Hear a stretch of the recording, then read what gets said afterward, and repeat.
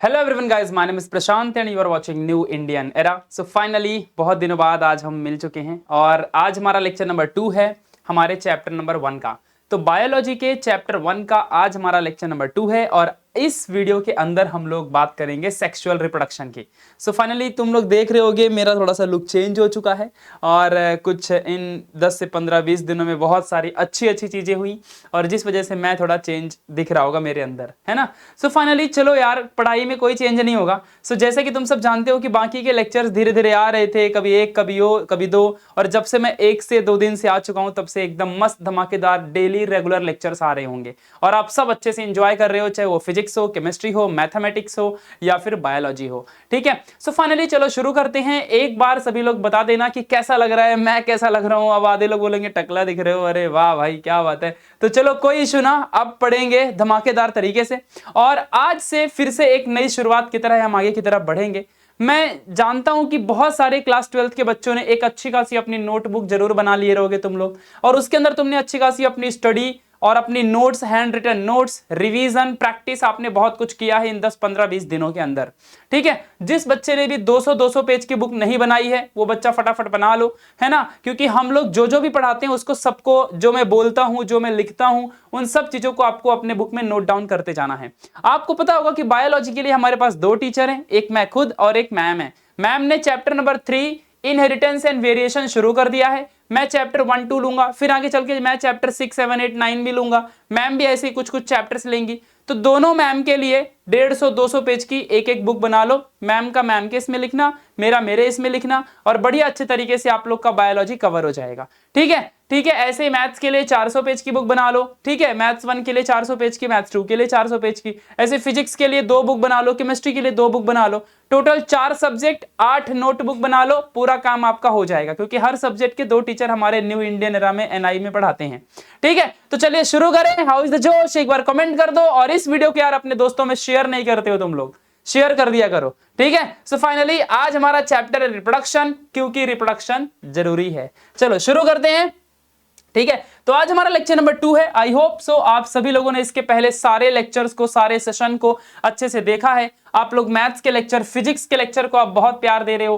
Chemistry के master mind Mustafa sir के lecture को आप बहुत धमाकेदार तरीके से देख रहे हो। अभी केमिस्ट्री के लिए एक और सर इंट्रोड्यूस होंगे जो फिजिकल केमिस्ट्री पढ़ाएंगे और बड़े ही धमाकेदार तरीके से आप लोग को एंट्रेंस लेवल स्टडी प्रोवाइड करेंगे।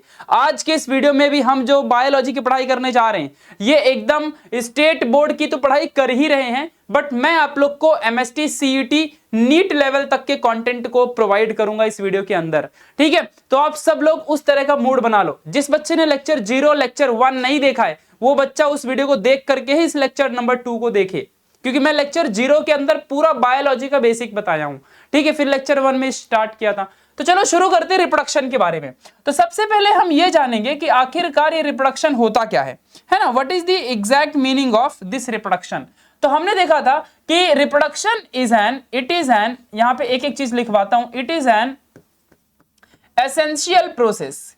कैसा है ये? It is an essential process. कैसा प्रोसेस है ये? रिप्रोडक्शन जरूरी है, एसेंशियल है। लेकिन ऐसा नहीं है कि रिप्रोडक्शन नहीं होगा तो इंसान मर जाएगा। भाई इंसान जिंदा रहेगा, है ना। अगर तुम रिप्रोडक्शन नहीं करोगे तो तुम मर जाओगे क्या? ऐसा थोड़ी है। वैसे भी तुम कहां करोगे, तुम तो सिंगल हो। चलो आगे की बात करते हैं। तो रिप्रोडक्शन में और भी बहुत सारी चीजें हैं। ये क्या होता है? हमने देखा था कि फॉर्मेशन ऑफ, इसके बारे में हमने समझा था कि थोड़ा सा हम रिवीजन कर रहे हैं 2-4 मिनट, फिर उसके बाद आगे बढ़ेंगे। तो formation of new living organism, new living organism from existing living organism। ठीक है, living organism of same species. ये लाइन अगर नहीं लिखोगे ना लास्ट में, ऑफ सेम स्पेसीज, तो गड़बड़ हो जाएगी। अब बोलोगे भैया ये लिखना क्यों है सेम स्पेसीज? अरे तुम ही बताओ, अब कुत्ते बिल्ली से इंसान थोड़ी पैदा होंगे, तो सेम स्पेसीज वाले को ही पैदा करते हैं। जैसे कि अगर मान लो एक कैट है तो वो कैट को ही पैदा करेगी, वो इंसान पैदा नहीं करेगी। समझ रहे हो कि नहीं समझ रहे हो? तो वैसे ही यहां पर लिखा हुआ है सेम स्पेसीज। तो यहां पर जो ये स्पेसीज क्या होता है, आप बोलोगे भैया ये स्पेसीज का मीनिंग क्या कहलाता है? तो चलो यहां पे जान लेते हैं फटाफट। स्पेसीज का मतलब होता है, मैंने बताया भी है, कि ग्रुप ऑफ लिविंग ऑर्गेनिज्म। समझा कि नहीं समझा? Group of living organism having same physical structures. इस बात को ध्यान देना, मतलब जैसे कि बिल्ली हो जैसे दिखते हैं, कैट जो कुत्ता है कुत्ते जैसा दिखेगा, इंसान जैसे, तो ये स्पेसीज होते हैं, मतलब बहुत सारे लिविंग ऑर्गेनिज्म एक ही स्पेसीज में रहते हैं। इस बात को आपको जान के रखना है। तो यहां तक की सारी बातें आपको समझ में आ चुकी होंगी। अब गाइज हम थोड़ा सा देखते हैं कि हमने देखा था कि रिप्रोडक्शन जो है इसको लिविंग ऑर्गेनिज्म परफॉर्म करते हैं, लेकिन रिप्रोडक्शन के दो सबसे इंपॉर्टेंट टाइप थे। कौन से दो इंपॉर्टेंट टाइप थे रिप्रोडक्शन के हमारे? जल्दी बताओ फटाफट सभी लोग, सभी बच्चे फटाफट कमेंट बॉक्स में बताओ कौन से दो टाइप थे। तो सबसे पहला था गाइस हमारा असेक्सुअल रिप्रोडक्शन। कौन सा था? Asexual reproduction. सबसे पहला कौन सा था? Asexual reproduction. और दूसरा कौन सा था जो हमने पढ़ा था? Sexual reproduction. हालांकि सेक्सुअल रिप्रोडक्शन के बारे में हमने अब तक कुछ नहीं पढ़ा है, हमने सिर्फ किसके बारे में पढ़ा है? असेक्सुअल रिप्रोडक्शन के बारे में एकदम डिटेल में हमने इंफॉर्मेशन पढ़ी है, उसके सारे टाइप के बारे में हमने एक एक जानकारी को गेन किया था। तो चलो थोड़ा सा फिर से समझ ही लेते हैं कि असेक्सुअल रिप्रोडक्शन आखिर क्या होता है। तो सबसे पहली बात, असेक्सुअल रिप्रोडक्शन में नो इन्वॉल्वमेंट ऑफ गैमेट था। हमने देखा था कि नहीं देखा था? No involvement of gamete. मैं जानता हूं बहुत सारे बच्चे 10 दिन पढ़ाई नहीं किए रहोगे, सब भूल गए रहोगे, तो इसीलिए मैं सब बता रहा हूं। ठीक है, इसके अंदर क्या प्रोड्यूस होता है? Produces clone. क्या प्रोड्यूस होते हैं इसके अंदर? असेक्सुअल रिप्रोडक्शन में क्लोन प्रोड्यूस होते हैं। अच्छा, असेक्सुअल रिप्रोडक्शन की प्रॉपर डेफिनेशन क्या लिखोगे? ठीक है, तो यहां पे क्या लिखोगे? फॉर्मेशन ऑफ या प्रोडक्शन ऑफ, कुछ भी लिख सकते हो, फॉर्मेशन ऑफ मॉर्फोलॉजिकली। मॉर्फोलॉजिकली का मतलब क्या होता है? मॉर्फोलॉजिकली का मतलब क्या होता है? बाहर से दिखने में same to same. Morphologically and identically same living organism. Identically same, या तो यहां पे ऐसे लिख लो जेनेटिकली सेम लिविंग ऑर्गेनिज्म, ऐसे लिखो जेनेटिकली सेम लिविंग ऑर्गेनिज्म। समझा अच्छे से? तो जिस भी रिप्रोडक्शन के through same to same living organism produce होकर के आते हैं, ऐसे वाले कंडीशन में हम कहेंगे कि वो बंदा असेक्सुअल रिप्रोडक्शन कर रहा है, क्योंकि असेक्सुअल रिप्रोडक्शन में सेम टाइप के लिविंग ऑर्गेनिज्म ही प्रोड्यूस होकर के मिलते हैं। इसमें क्लोन यानी कि क्लोन प्रोड्यूस होते हैं, सिंपल सी बात।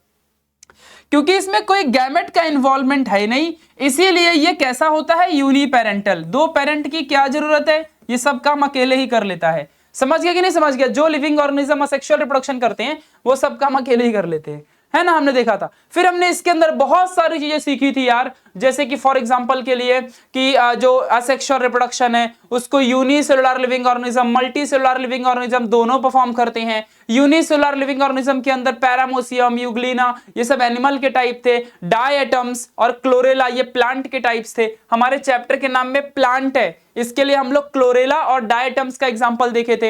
एनिमल में भी असेक्सुअल रिप्रोडक्शन करते हैं, जैसे कि अमीबा, पैरामोसियम, तो हमने वो भी समझा था। याद है कि नहीं याद है? लेक्चर 1 नहीं देखा क्या? लेक्चर 1 देख के आने का उसको अच्छे से। याद है तो आबाद है, भूल गए तो बर्बाद है।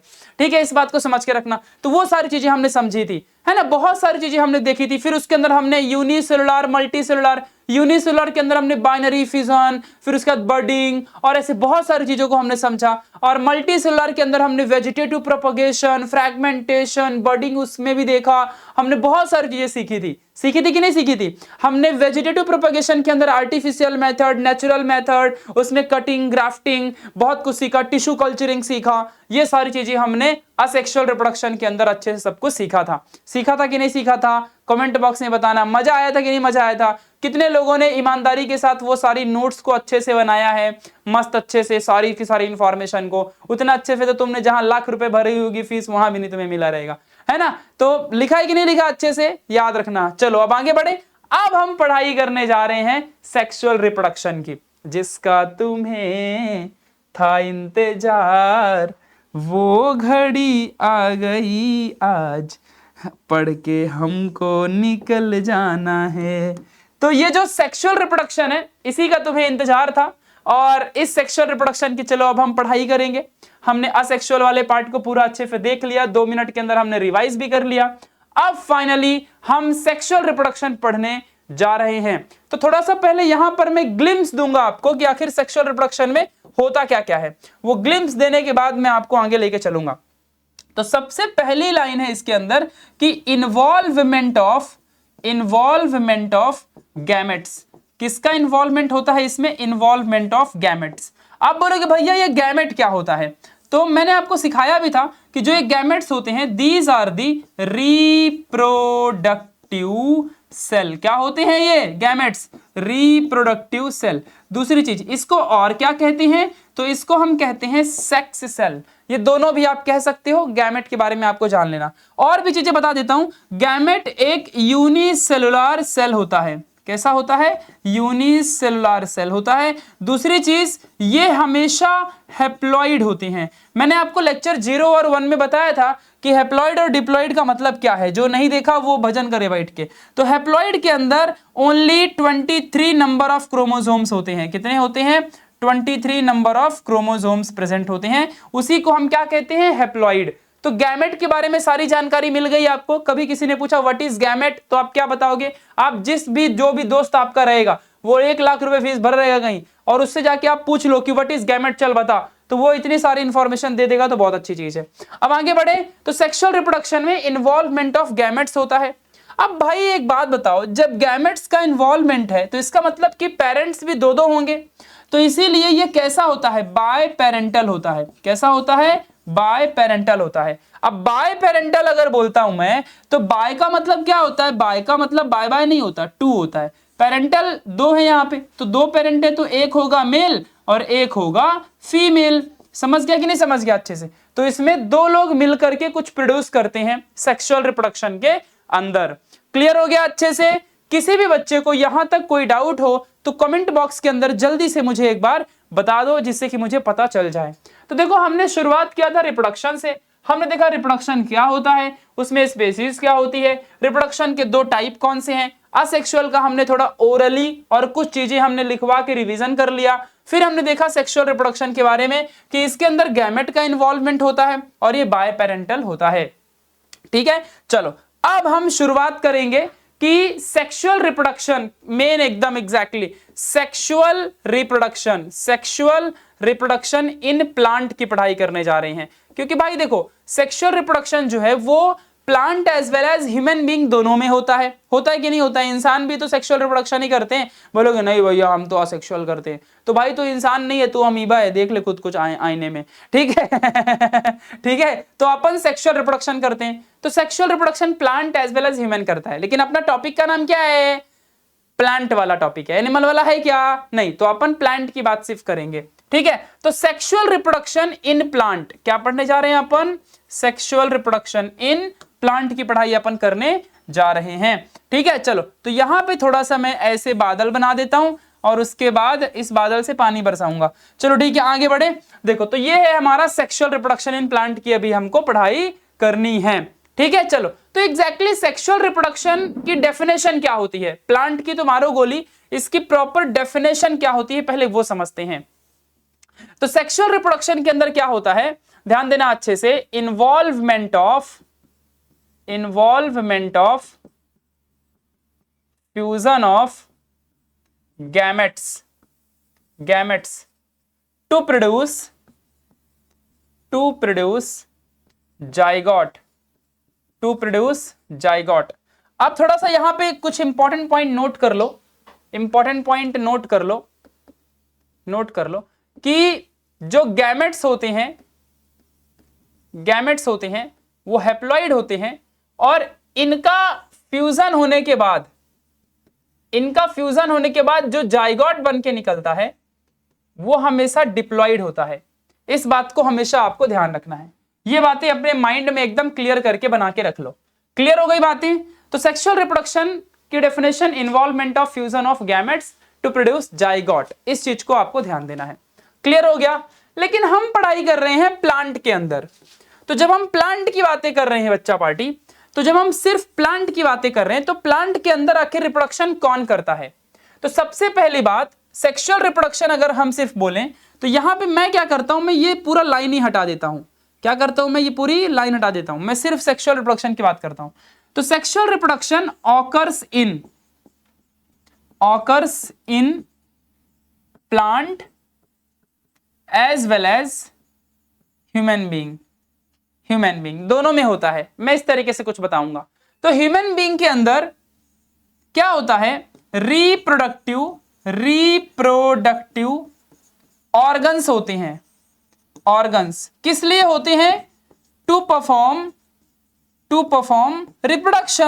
रिप्रोडक्शन परफॉर्म करने के लिए रिप्रोडक्टिव ऑर्गन होते हैं ह्यूमन बीइंग के पास। आप बोलोगे भैया वो कौन से ऑर्गन्स हैं, तो जैसे कि अब मान लो इसमें भी मेल फीमेल होता है ना, तो मेल के पास बहुत सारे ऑर्गन्स हो गए, जैसे कि मान लो टेस्टिस हो गया, फिर उसके बाद पेनिस हो गया, है ना, और भी बहुत सारी चीजें जैसे स्क्रोटम हो गया, ये सब कुछ होता है। फीमेल होता है इसमें, तो फीमेल में भी बहुत सारी चीजें हैं, जैसे कि अभी वजाइना हो गया, फिर पूरा का पूरा वेस्टिब्यूल लिख देता हूं, तो ये पूरा हो गया, फिर उसके बाद ओवरी हो गई, ये सारी चीजें प्रेजेंट होती हैं।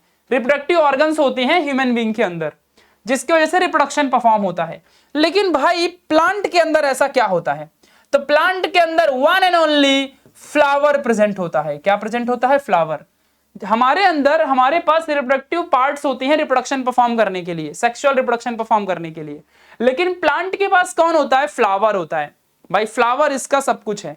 फ्लावर तोड़ दिया किसी प्लांट का ना, तो वो प्लांट फिर रिप्रोडक्शन नहीं कर सकता जीवन में, इस बात को ध्यान रखना। तो फ्लावर को इसीलिए हम क्या कहते हैं, it is reproductive unit of reproductive unit of plant, है ना। प्लांट का ये रिप्रोडक्टिव यूनिट है। मतलब अगर फ्लावर नहीं रहा किसी प्लांट के अंदर, तो वो प्लांट कभी भी रिप्रोडक्शन नहीं कर सकता है। इस बात को ध्यान देना अच्छे से, ठीक है। दूसरी चीज, अच्छा फ्लावर का मेन फंक्शन क्या है, आखिरकार फ्लावर करता क्या है।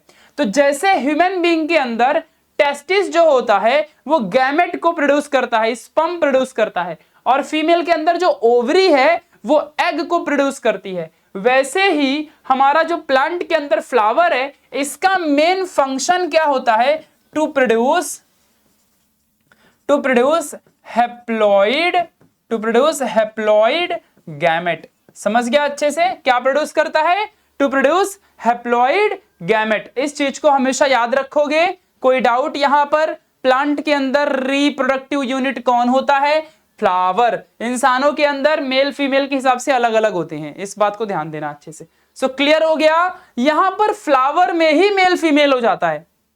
देखो अभी हमारे इंसानों में मेल अलग होते हैं, फीमेल अलग होते हैं, लेकिन फ्लावर में फ्लावर के अंदर ही मेल भी है, फीमेल भी है। ऐसा भी होता है, जिसको हम बायसेक्सुअल प्लांट कहते हैं। कोई कोई यूनिसेक्सुअल प्लांट होते हैं। अब जैसे कि देखो प्लांट में भी बहुत सारे टाइप है, जो दिखाई देता हूं, तो प्लांट में भी कुछ प्लांट यूनिसेक्सुअल होते हैं। यूनिसेक्सुअल प्लांट बोले तो क्या, ऐसा प्लांट जो या तो सिर्फ फीमेल वाला पार्ट कैरी करेगा या तो मेल वाला पार्ट कैरी करेगा। जैसे कि हम इंसान यूनिसेक्सुअल हैं, जैसे कि या तो मेल या तो फीमेल अलग अलग होते हैं, है ना। तो वैसे यूनिसेक्सुअल प्लांट भी होते हैं, और कुछ कुछ बायसेक्सुअल भी रहते हैं। कैसे होते हैं, बायसेक्सुअल का मतलब होता है कि ऐसे प्लांट जिनके फ्लावर में एक साथ दोनों के दोनों male as well as female दोनों पार्ट प्रेजेंट होता है, ठीक है। तो फिलहाल जिस फ्लावर की मैं बात कर रहा हूं, यहां मैं बायसेक्सुअल फ्लावर की बात कर रहा हूं। हम अभी यूनिसेक्सुअल प्लांट की पढ़ाई अभी नहीं करेंगे, बाद में करेंगे। अभी हम सिर्फ बायसेक्सुअल की बात कर रहे हैं। बायसेक्सुअल फ्लावर, ऐसा फ्लावर जिसमें मेल फीमेल दोनों एक साथ एक ही फ्लावर में होता है। क्लियर है ना मैं क्या कह रहा हूं, समझ गया अच्छे से यहां तक। किसी को कोई डाउट है क्या, मजा आ रहा है तो कमेंट में लिखो भैया वाह बहुत मजा आ रहा है। सबने सबने नोट बनाई यहां तक, बहुत सुंदर। चलिए अब आगे बढ़े। तो सेक्सुअल रिप्रोडक्शन क्या है समझ गया। यहां पर हमारा गैमेट बनते हैं, अलग अलग मेल फीमेल के अलग अलग गैमेट बनेंगे, और फिर जाके दोनों का फ्यूजन होता है, जाइगोट बनता है, आगे दुनिया बनती है, आगे पॉपुलेशन बढ़ती है। तो इस तरह से हमारा सेक्सुअल रिप्रोडक्शन होता है। चलिए अब हम आगे की तरफ बढ़ेंगे।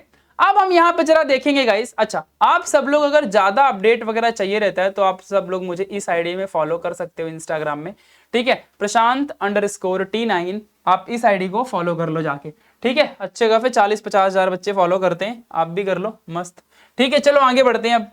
अब जा जाओ यहाँ पे बात करेंगे कि यार दुनिया में लिविंग ऑर्गेनिजम्स बहुत सारे हैं कि नहीं, ये बताओ, तुम ही लोग बताओ।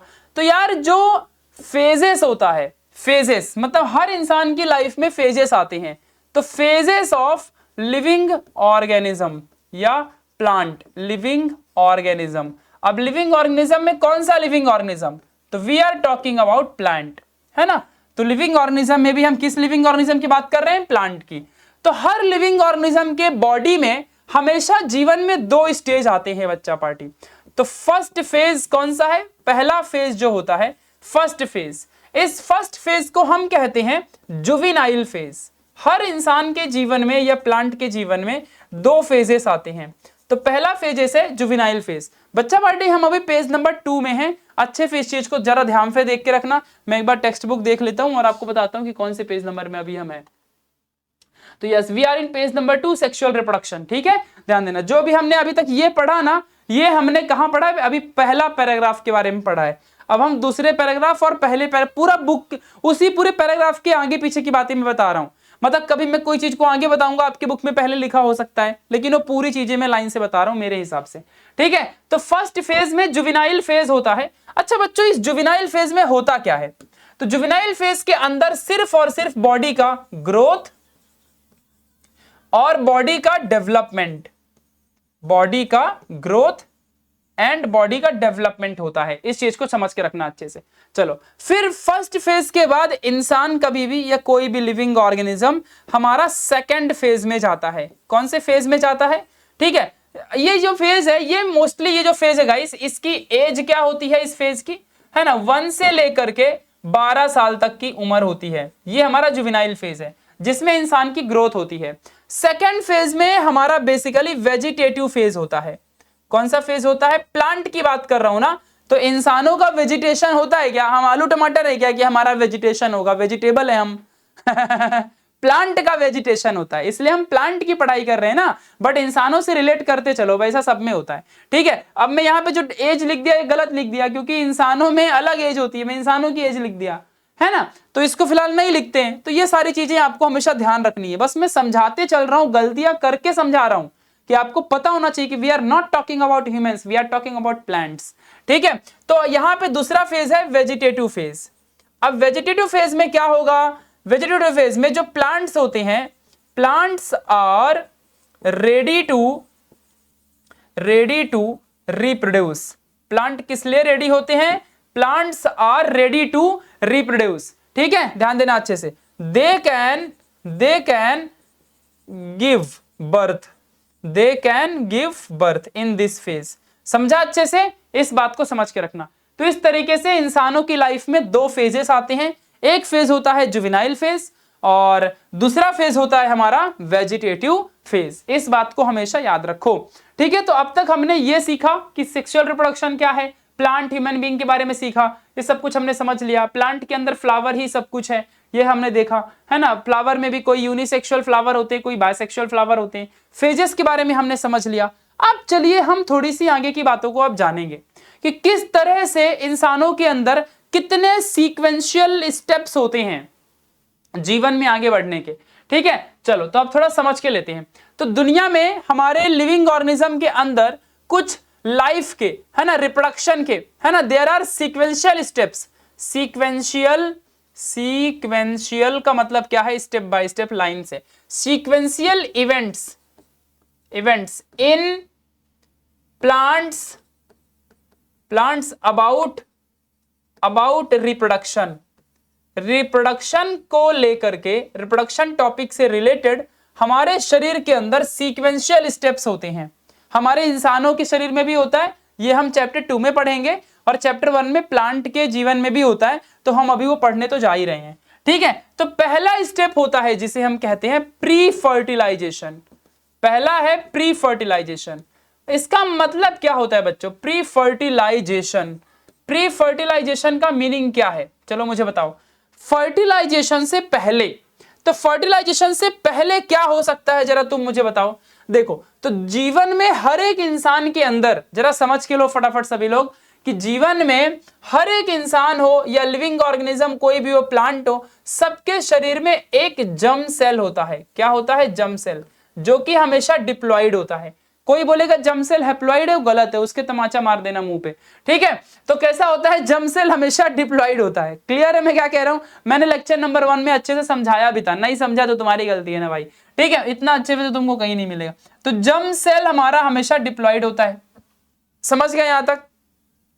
अब हम क्या करते हैं, हम इसका करते हैं मियोसिस।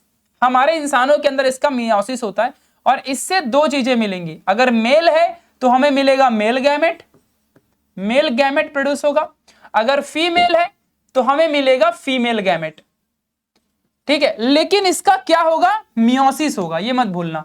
कौन सा डिवीजन हुआ इसका, मियोसिस। क्या हुआ इसका, मियोसिस।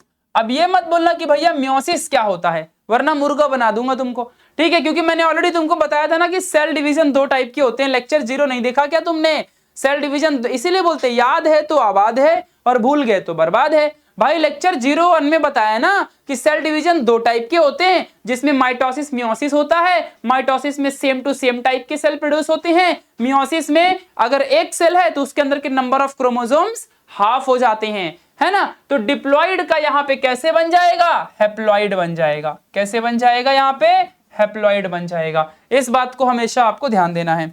अब हम सबको मालूम है कि अगर मान लो कोई मेल गैमेट है यहां पर, तो प्लांट की बात चल रही है, तो प्लांट के अंदर जो मेल गैमेट है वो पॉलन ग्रेन है। कौन है, वो पॉलन ग्रेन है। और फीमेल के अंदर जो बात चल रही है तो वो कौन होगा, एग होगा। क्या होगा, वो एग। समझा कि नहीं समझा? अगर यही ह्यूमन बीइंग होता तो क्या होता, यहां पे हम स्पर्म लिखते और यहां पे ओवम लिखते, पर यहां पे हम एग को ओवम भी लिख सकते हैं, कोई समस्या की बात नहीं है। क्लियर हो गया अच्छे से? हर एक चीज, एक एक चीज बता रहा हूं बढ़िया प्यार से, बहुत मजा आ रहा है।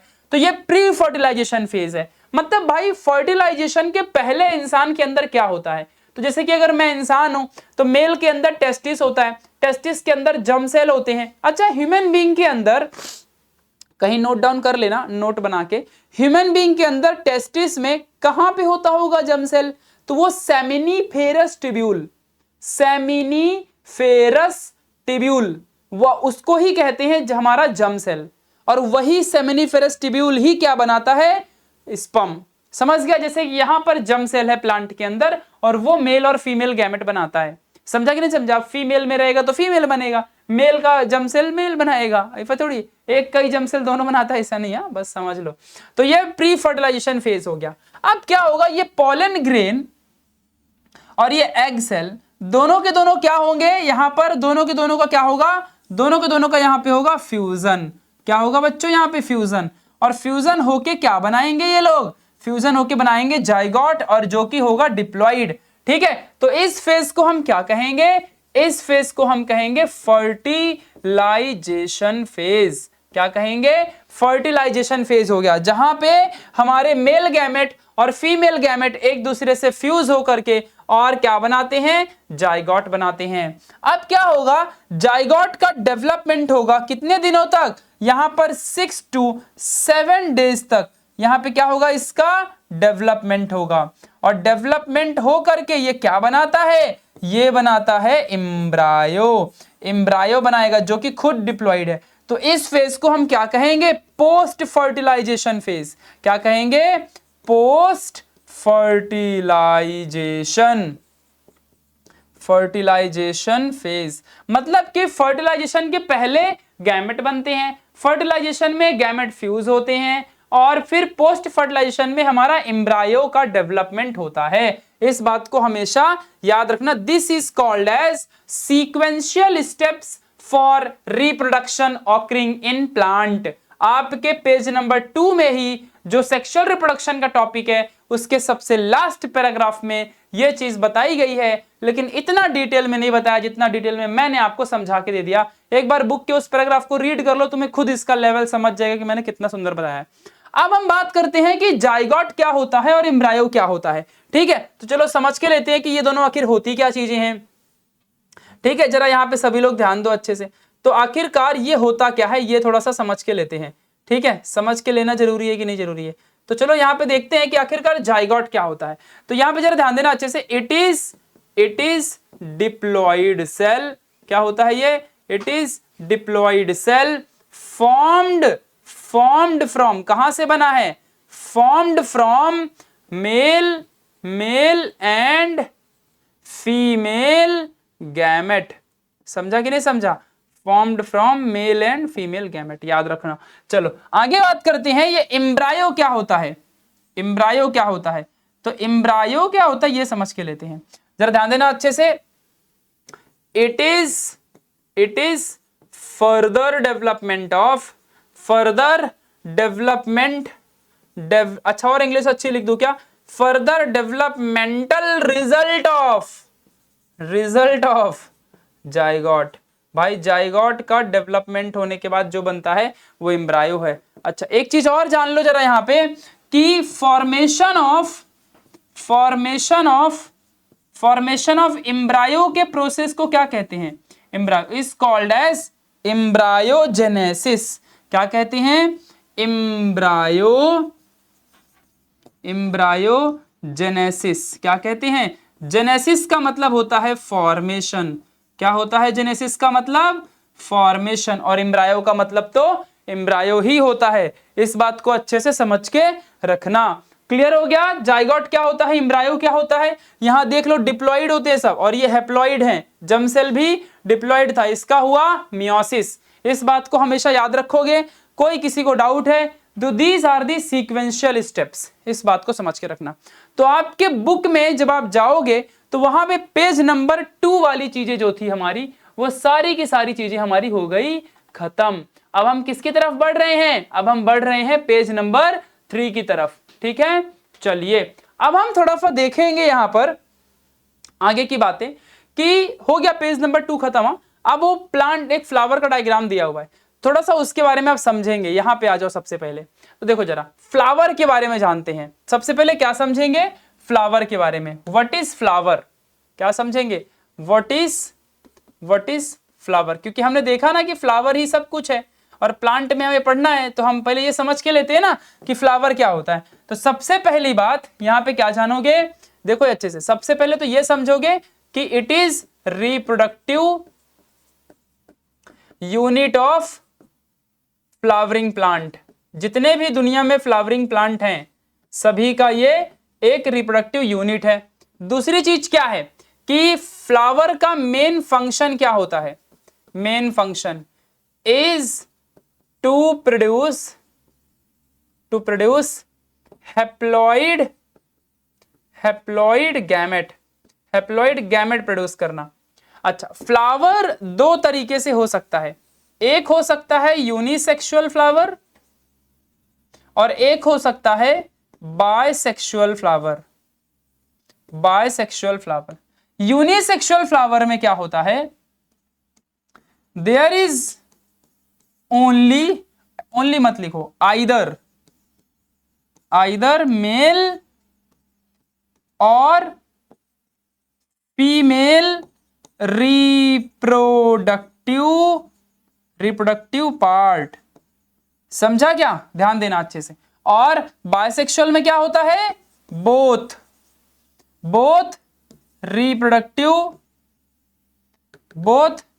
मेल एंड फीमेल रिप्रोडक्टिव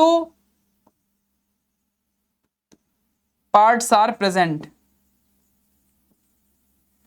चलो अब तुम दोनों मुझे एग्जाम्पल दोगे बायसेक्सुअल और मतलब यूनिसेक्सुअल और बायसेक्सुअल फ्लावर प्लांट का एग्जाम्पल गूगल से ढूंढो, कहीं से ढूंढो, और मुझे कमेंट बॉक्स में तुम बताओगे। ये होमवर्क है, अब बायोलॉजी में यही होमवर्क दे सकते हैं।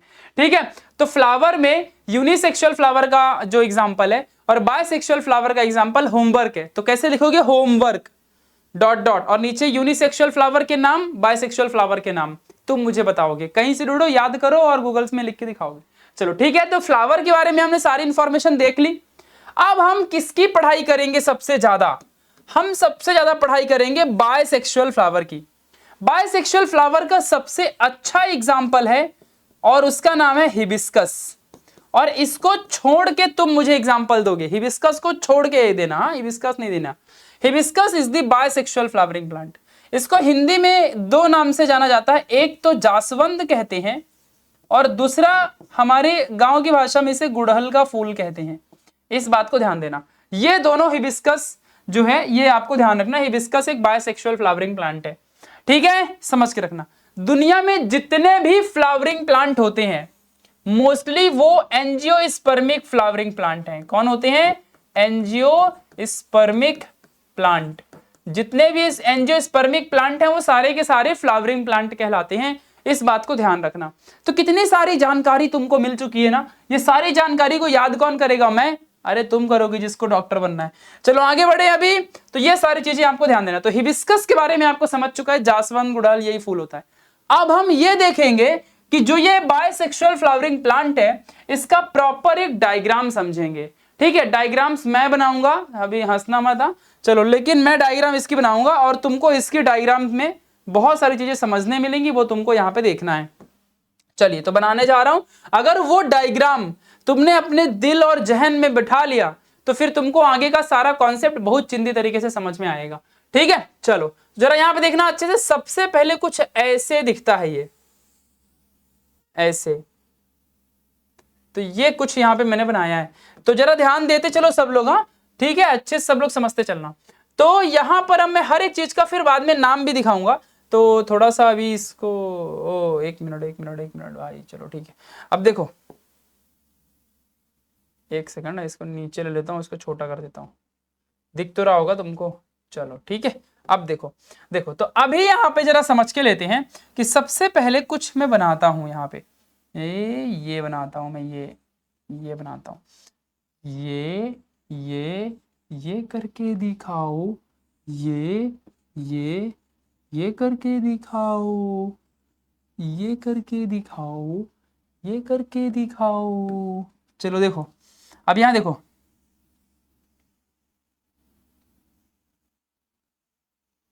ये करके दिखाओ।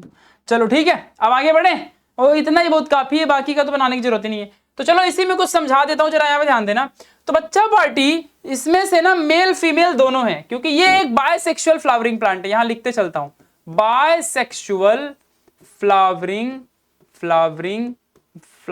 प्लांट है। ठीक है, प्लांट नेम क्या है इसका?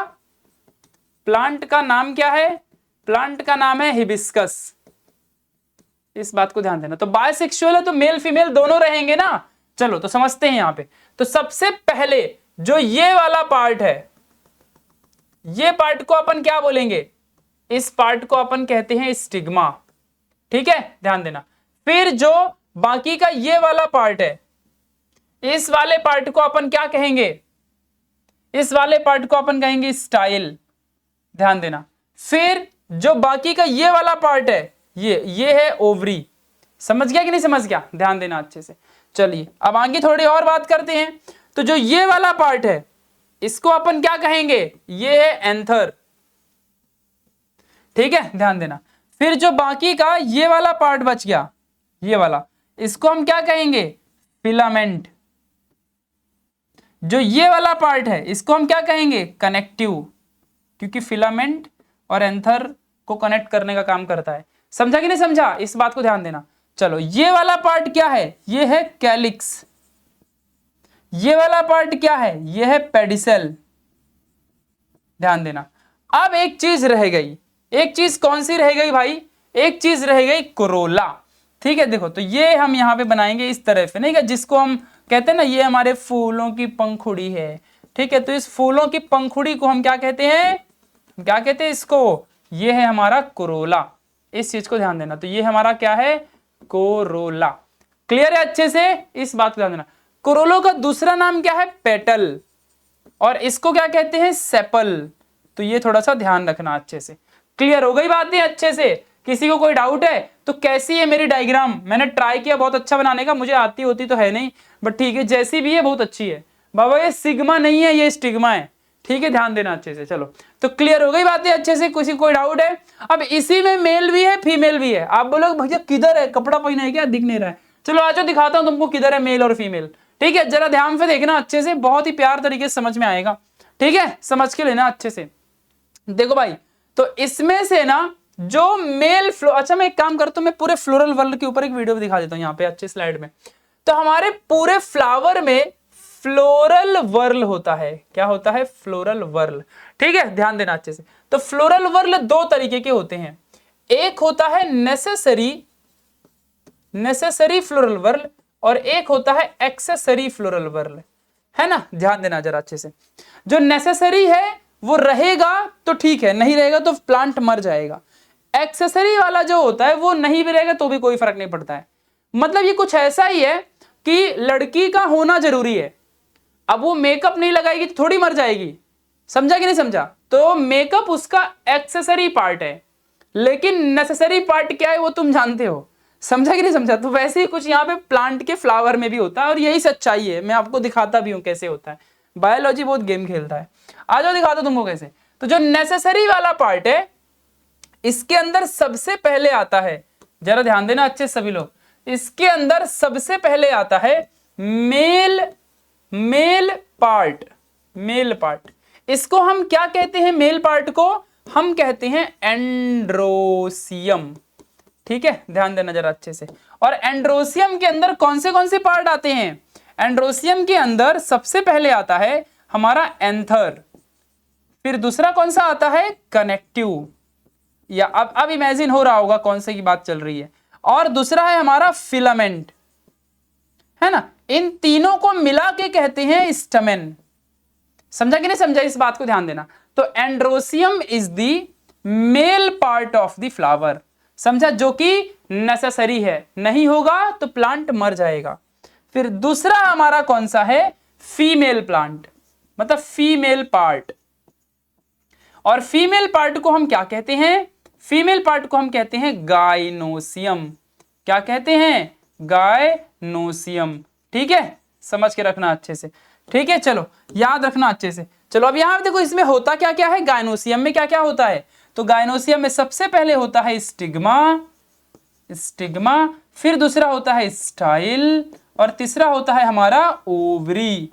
तो अब आपको इमेजिन हो गया होगा, आ जाओ मैं इमेजिनेशन करवाता हूं। तो सबसे पहले मेल पार्ट की बात करते हैं। तो जो ये लाइन गई थी ना, ये लाइन देखो, ये मेल पार्ट की, तो ये जिसमें एंथर, कनेक्टिव और फिलामेंट है, ये तीनों एंड्रोसियम है ना, मेल पार्ट है। और जो यहाँ पे स्टिग्मा, स्टाइल और ओवरी है, ये फीमेल का पार्ट है। तो मेल और फीमेल एक ही फ्लावर में है, इसीलिए इसको बायसेक्सुअल फ्लावर कहते हैं। अब एक्सेसरी वाले पार्ट में आते हैं, तो ये क्या दिखाता है, विच डिफाइंस, ये क्या करता है, विच डिफाइंस ब्यूटीफुलनेस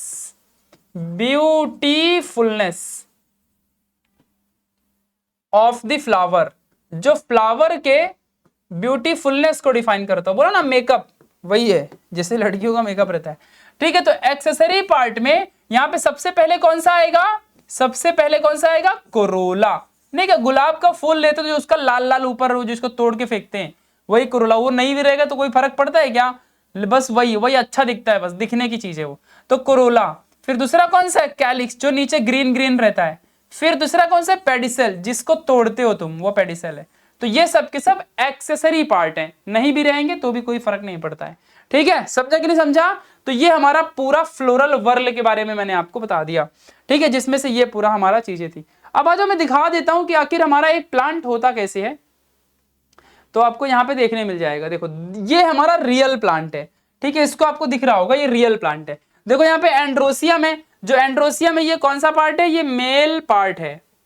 कौन सा पार्ट है, ये एंड्रोसियम, ये एंड्रोसियम हमारा मेल पार्ट है। गाइनोसियम कौन सा, ये हमारा फीमेल पार्ट है, हमारे फ्लावर का फीमेल पार्ट है। अब हम इसी के अंदर सेक्सुअल रिप्रोडक्शन की पढ़ाई करेंगे, समझा कि नहीं समझा, ध्यान देना अच्छे से। चलो तो ये सारी की सारी चीजें, कोरोला ही हमारा पेटल है, कैलिक्स हमारा सेपल है, पेडिसल्स देखो यहाँ पे। अब हम थोड़ा सा ये जब डायग्राम दिखाया हूं, थोड़ा सा इसके फंक्शन के बारे में समझ लेते हैं, ठीक है। देखो तो स्टिग्मा कैसे होता है, ये स्टिकी होता है, स्टिग्मा हमेशा स्टिकी होता है, ठीक है। स्टाइल क्या करता है, स्टाइल ही वो चीज है जो पोलन ट्यूब को एंट्री देता है। लिख लेना तुम लोग अच्छे से अपनी भाषा में, पोलन ट्यूब को एंट्री देता है। ओवरी में क्या होता है, प्रोडक्शन ऑफ ओवम या एग भी लिख सकते हो, हर एक चीज देखो बता के दे रहा हूं इतना अच्छे से, तो सब पढ़ते रहो बढ़िया। एंथर क्या करता है, एंथर में प्रोडक्शन ऑफ पोलन ग्रेन यानी मेल गैमेट यहीं पे प्रोड्यूस होते हैं, समझा। फिलामेंट क्या करता है, सपोर्ट प्रोवाइड करता है, support to the anther, anther को सपोर्ट प्रोवाइड करता है। पेडिसल क्या करता है, सपोर्ट प्रोवाइड करता है, सपोर्ट किसको प्रोवाइड करता है, होल फ्लावर को। अब नीचे से पूरा तोड़ दोगे पूरा फ्लावर टूट जाएगा ना, तो पूरे के पूरे फ्लावर को सपोर्ट प्रोवाइड करता है, समझा। बाकी कैलिक्स करोला सुंदरता दिखाते हैं, इतना तो तुमको मालूम ही है। तो क्लियर हो गई सारी बातें। तो ये हमारा पूरा का पूरा फ्लावर है। तो पूरे फ्लावर के बारे में अच्छे से समझ लियो। कोई डाउट है यहाँ पे किसी को, पक्का कोई समस्या? एक एक चीज के बारे में बता दिया, लिख के रख लो अच्छे से। ये डायग्राम भी देख लो, ये डायग्राम तुम्हारे बुक में एक अजीब बनाई हुई है और मैंने तुमको यहाँ पे अलग तरीके से बढ़िया मस्त बना के दिया है, ठीक है। ये वही डायग्राम है, ये डायग्राम तुमको क्लास 10th के साइंस 2 चैप्टर 3 में मिलेगी और वही डायग्राम तुम्हारे क्लास 12th में भी है। तो मैंने वहां से उठा लिया क्योंकि मैं 5वीं से 12वीं पूरा पढ़ाता हूँ, तो मेरे को मालूम है कौन सा चैप्टर किस चैप्टर में किस टॉपिक में कहाँ अवेलेबल है। तो वही टॉपिक को यहाँ लाके रख दिया, अब वही चीज पढ़नी है तो पढ़ा दिया। समझा कि नहीं समझा? चलो तो क्लियर हो गया अच्छे से। तो अब आई थिंक किसी को कोई डाउट नहीं होगा। अब हम बढ़ेंगे पेज नंबर 3 की तरफ। पेज नंबर 2 अच्छे से समाप्त हो गया, ठीक है। अब हम पढ़ने जा रहे हैं पेज नंबर 3 की तरफ। चलो शुरू करें। तो पेज नंबर 3 में जैसे ही तुम जाओगे तो वहां पे ना तुमको एक लिखा हुआ एक चीज मिलेगी और वो चीज है ऑलवेज रिमेंबर की। एक बुक में जाओ अपने और वहां देखोगे ऑलवेज रिमेंबर वाली चीज लिखी हुई है। तो वहां पे ना एक चीज, छोटी सी चीज बताई हुई है, स्पोरोफाइट के बारे में बताया हुआ है। क्या बताया हुआ है? स्पोरोफाइट के बारे में बताया हुआ है। तो जब वहां पे स्पोरोफाइट के बारे में बताया तो मैं तुमको ज्यादा बताऊंगा। ऑलवेज रिमेंबर वाला टॉपिक पढ़ो। तो कभी भी बच्चा, एक प्लांट होता है ना, प्लांट की जिंदगी बहुत अच्छी होती है। अब मैं तुमको दोनों चीजों के बारे में बताऊंगा, जरा ध्यान देना अच्छे से। एक होता है गैमेटोफाइट, अब मैं एक्स्ट्रा बताऊंगा। एक होता है गैमेटोफाइट और एक होता है स्पोरोफाइट। ये दोनों के दोनों अल्टरनेशन ऑफ प्लांट साइकिल में आते हैं। ये टॉपिक के अंदर आते हैं जो क्लास 11th में पढ़ा था, ठीक है। बहुत सारी चीजें अब क्लास 11th के बताऊंगा क्योंकि नीट भी पढ़ना है ना, ठीक है। देखो, तो अल्टरनेशन ऑफ प्लांट साइकिल में तो स्पोरोफाइट जो होता है वो डिप्लॉइड होता है और गैमेटोफाइट जो होते हैं वो हैप्लॉइड होते हैं। समझा अच्छे से? तो स्पोरोफाइट करता क्या है, तो जरा ध्यान देना अच्छे से। ये प्रेजेंट इनसाइड द स्पोरेंजियम, पहली चीज। दूसरी चीज, ये मल्टी सेलुलर होता है। तीसरी चीज, प्रोड्यूसेस यूनिसेलुलर असेक्सुअल स्पोर को प्रोड्यूस करता है। इस चीज को ध्यान देना, ये स्पोरोफाइट का काम है। अब आप बोलोगे भैया ये होता क्या है, ये सब क्या बता रहे हो, ये सब तो हमारे सिलेबस में नहीं है, ठीक है। और गैमेटोफाइट हमेशा हैप्लॉइड रहता है, यानी गैमेट। आ जाओ, ये डायग्राम देख लो, थोड़ा सा समझ में आ जाएगा, क्लास 11th की यादें ताजा हो जाएंगी। देखो, तो अल्टरनेशन ऑफ प्लांट साइकिल या जनरेशन भी कहते हैं। कैसे जनरेशन बनता है? तो सबसे पहले किसी भी प्लांट में, अब पहले हम इंसानों के समझते हैं। तो मैं इंसान हूं, तो मेरे अंदर अभी जर्म सेल है, मतलब वो डिप्लॉइड सेल है। तो वो डिप्लॉइड सेल का मियोसिस होता होगा, तभी तो मेरे अंदर स्पर्म बनता होगा ना। फिर वो स्पर्म हैप्लॉइड बन गया। तो पहले तो सारे सेल मेरे डिप्लॉइड है, फिर उसका मियोसिस हुआ, फिर उससे हैप्लॉइड स्पर्म बन गया, फिर वो किधर भी जाएगा और किधर जुड़ेगा और उधर डिप्लॉइड सेल बना देगा। समझ गया कि नहीं समझ गया? तो वैसा ही प्लांट में भी होता है। तो प्लांट में पहले डिप्लॉइड स्पोरोफाइटिक सेल प्रेजेंट होते हैं। जनरेशन ऐसे ही बनती है, अल्टरनेशन होता है। पहले स्पोरोफाइटिक डिप्लॉइड होते हैं और ये डिप्लॉइड सेल का मियोसिस होता है और मियोसिस होके इससे छोटे छोटे असेक्सुअल स्पोर बनेंगे। तो मैं यहाँ पे लिखवाते चलता हूं तुम लोग को, जरा अच्छे से देखते जाओ। तो स्पोरोफाइट क्या करता है? ये मल्टी सेलुलर है, देखो अच्छे से, है ना, बहुत सारे छोटे छोटे मल्टी सेलुलर स्पोरेंजियम के अंदर स्पोरोफाइट भरा हुआ है। समझा कि नहीं समझा? यहां पे ध्यान देना। तो इसका क्या हुआ? मियोसिस। मियोसिस में क्या होता है हमेशा? मियोसिस में हमेशा क्या होता है? Number of chromosomes becomes half. वो ऑलवेज रिमेंबर वाले टॉपिक को पढ़ा रहा हूं अभी, ठीक है। यहां पे सब चीजें देखो डिप्लॉइड है, लिखा हुआ है, यहां सब डिप्लॉइड रहेगा, ठीक है। देखो मियोसिस, फिर इससे बन गया हमारा स्पोर। और स्पोर कैसा होता है? यूनिसेलुलर होता है। यूनिसेलुलर होता है, असेक्सुअल होता है ये, असेक्सुअल, और हैप्लॉइड होता है। तो जब भैया डिप्लॉइड का मियोसिस करोगे तो हैप्लॉइड ही मिलेगा ना। फिर ये सब एक दूसरे से जुड़ेंगे और इनका देखो अब हुआ माइटोसिस, और इससे यहाँ पे छोटे छोटे बहुत सारे गैमेट बने। तो गैमेट हमेशा हैप्लॉइड ही रहता है ना, तो ये बात आपको हमेशा समझ के रखनी है, हैप्लॉइड रहेंगे गैमेट्स। देखो यहाँ गैमेट्स बने, अब ये दो गैमेट्स, मान लो बहुत सारे गैमेट में से दो गैमेट एक दूसरे से जुड़ गए, फ्यूजन हुए, तो फ्यूजन होके देखो डिप्लॉइड यहाँ पे जाइगोट बना दिया, और फिर इसका माइटोसिस, बहुत सारा रेप्लिकेशन हुआ, और फिर स्पोरोफाइटिक बना, फिर उसके बाद स्पोर बना, फिर उसका यहाँ पे गैमेटोफाइट्स बने, फिर उससे दो गैमेट्स निकल के फ्यूजन हुआ, फिर जाइगोट बना, फिर स्पोरोफाइट बना, है ना, माइटोसिस होकर के, फिर उसका स्पोर बना, और ये अल्टरनेशन ऑफ जनरेशन प्लांट के अंदर चलते रहती है। और इसी चीज के बारे में तुम्हारे पेज नंबर 3 के ऑलवेज रिमेंबर वाले टॉपिक में बताया हुआ है, समझा। तो ये गैमेटोफाइट इस तरह बनते हैं। ऐसे हमारे इंसानों में भी होता है, हमारे अंदर पहले जर्म सेल होते हैं, वो जर्म सेल का मियोसिस होता है, फिर उससे हमारे अंदर स्पर्म बनते हैं, वो स्पर्म किसी के पास जाएगा, उसके अंदर क्या करेगा, उसको डिप्लॉइड जाइगोट बनाएगा, वो जाइगोट से बेबी बनेगी, उस बेबी के अंदर वापस से डिप्लॉइड सेल आएंगे, फिर उसके अंदर जब वो बड़ा होगा तो फिर से उसके अंदर भी हैप्लॉइड सेल फिर से बनेगा, फिर वही जनरेशन बार बार आने वाली जनरेशन में ऐसे होते रहता है। This is the alternation of generation, समझा, इस बात को ध्यान देना। तो इस तरीके से हमारा अल्टरनेशन ऑफ जनरेशन होता है ना। थोड़ा सा अगर देखना भी तो यहां भी देख लो, देखो बच्चा, मेरे अंदर अभी थोड़ा प्लांट को मारो गोली, मेरे समझो, मेरे अंदर सब डिप्लॉइड है ना, और डिप्लॉइड स्पोरोफाइटिक वाला एरिया होता है, स्पोरोफाइटिक वाले एरिया में डिप्लॉइड होता है, मतलब ये युवा इंसान है, बड़ा हुआ बड़ा इंसान है, और ये छोटा बच्चा मम्मी के पेट में है अभी, समझा ना, ऐसे समझने का। तो ऐसे समझो कि गैमेटोफाइट छोटा बच्चा वाला स्टेज है, मतलब छोटा मेल फीमेल गैमेट है, गैमेट, और ये दोनों मिलके जो बड़ा बनाएंगे वहां पे वो स्पोरोफाइटिक फेज है। मतलब अभी मेरे अंदर जो जर्म सेल है वो डिप्लॉइड है ना, है कि नहीं मेरे अंदर डिप्लॉइड, तो मैं इंसान हूं ना। अब मेरे अंदर से जो स्पर्म निकलेगा और वो जहां भी जाएगा तो वहां तो छोटा बच्चा पैदा होगा, समझा कि नहीं समझा। तो इस तरीके से थोड़ा इमेजिन करके लो कि गैमेटोफाइटिक फेज बहुत छोटा फेज है ना, जहां पे गैमेट्स होते हैं, और स्पोरोफाइटिक फेज एक डेवलप्ड फेज है ना, जिसके पास स्पोरोफाइट है। इसी स्पोरोफाइट से वापस गैमेट बनते हैं, ध्यान देना, और इसी गैमेट से वापस स्पोरोफाइटिक बनता है। इस बात को, दोनों का साइकिल चलते रहता है भाई, गैमेट से इंसान बनेगा और इंसान से गैमेट बनता है ना, वैसे ही होता है, समझा कि नहीं समझा। बाकी ये रूट और रिजॉइड ऐसे ये बाद में पढ़ेंगे। क्लियर यहां तक की सारी बातें, पक्का। चलो अब हम आगे की तरफ बढ़ने जा रहे हैं, पेज नंबर 3 में आ जाओ। हमने सब कुछ सीख लिया, हमने बहुत सारी चीजें जानकारी समझ ली, हमने बहुत कुछ सीखा, बहुत कुछ समझा और बहुत कुछ जाना। अब हम फाइनली आगे की तरफ बढ़ेंगे, ठीक है। तब तक मैं पी लेता हूं थोड़ा सा पानी, और तुम लोग भी थोड़ा सा कर लो रेस्ट। तो चलो अभी आगे की तरफ बढ़ते हैं। अब यहाँ पे हम लोग सब लोग बहुत अच्छे तरीके से चीजों को समझेंगे। अब हम पढ़ने जा रहे हैं पेज नंबर 3 के अंदर की चीजों को। ऑलवेज रिमेंबर वाला खत्म हुआ, जिसमें हमने अल्टरनेशन ऑफ जनरेशन समझा, स्पोरोफाइटिक से कैसे गैमेटोफाइट बनता है, कैसे गैमेट बनते हैं और फ्लावर बनता है, वो बस ऑलवेज रिमेंबर में था, तो मैंने सारा समझा दिया। क्लास 11 की चीजें थी, समझते चलना चाहिए भाई, आगे बढ़ना है तो। अब आगे बढ़ते हैं, मेन चीज, बहुत सारी चीजें हैं।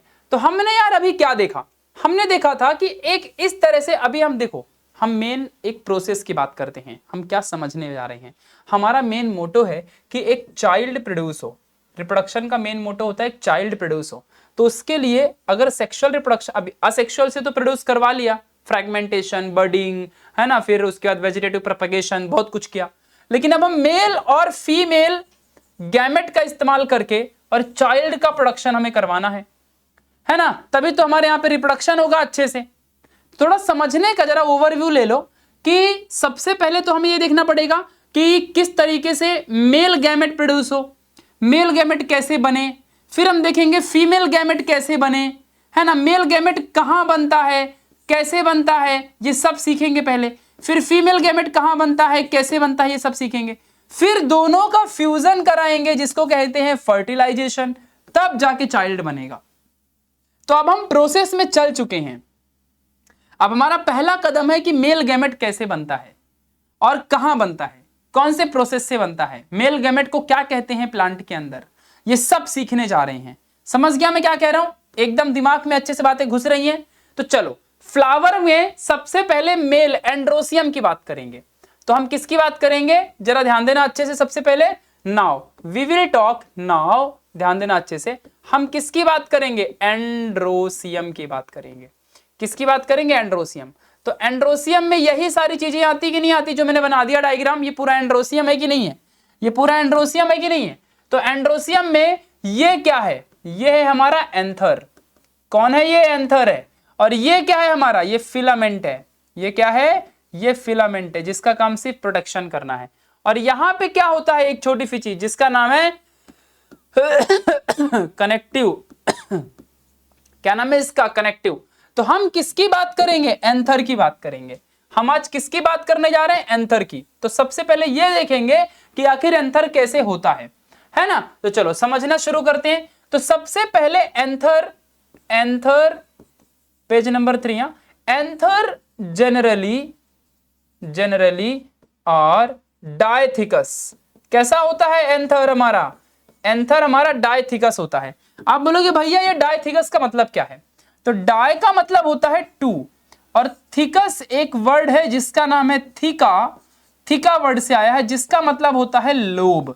यानी कि हमारा एंथर बायलोब्ड होता है। कैसा होता है हमारा एंथर, बायलोब्ड। चलो दोनों लोब के बारे में यहां पे बताता हूं, जरा ध्यान देना अच्छे से सभी लोग। ये हमारा एक लोब हो गया, ठीक है, और ये हमारा दूसरा लोब हो गया। इस तरीके से हमारा बायलोब्ड एंथर होता है। देखो तो ये ऐसा बीच से अगर लाइन खींचूं तो ऊपर का एक लोब, नीचे का दूसरा लोब, बायलोब्ड हो गया। समझा कि नहीं समझा। ऐसे में नीचे के एक लोब को हम क्या कहते हैं, ये हमारा मोनोथिकस है। मोनोथिकस, मोनो मतलब वन, थिकस मतलब लोब। ऐसे ये भी कैसा है, मोनोथिकस है। समझा कि नहीं समझा, मैं नहीं समझा। ये पूरा पूरा एंथर डायथिकस है, और एक अकेला मोनोथिकस, ये अकेला मोनोथिकस। समझा कि नहीं समझा, ध्यान देना अच्छे से। चलो आगे बढ़ते हैं, यहां पे जरा थोड़ा सा आगे बढ़ते हैं। Each lobe contains, each lobe, मैं सिर्फ एक लोब की बात कर रहा हूं। Each lobe contains 2 pollen sac, 2 pollen sac। आप बोलोगे भैया pollen sac क्या होता है। pollen sac वो चीज है वो कंजिस्ट करता है, कंजिस्ट मतलब जो कंटेन करता है, कंजिस्ट ऑफ pollen ग्रेन, जिसमें pollen ग्रेन कंटेन होता है, वो pollen sac है। समझा कि नहीं समझा। तो हर एक लोब 2 pollen sac कंटेन करता है, एक pollen sac और ये दूसरा pollen sac। ऐसे ये भी एक pollen sac, ये एक दूसरा pollen sac।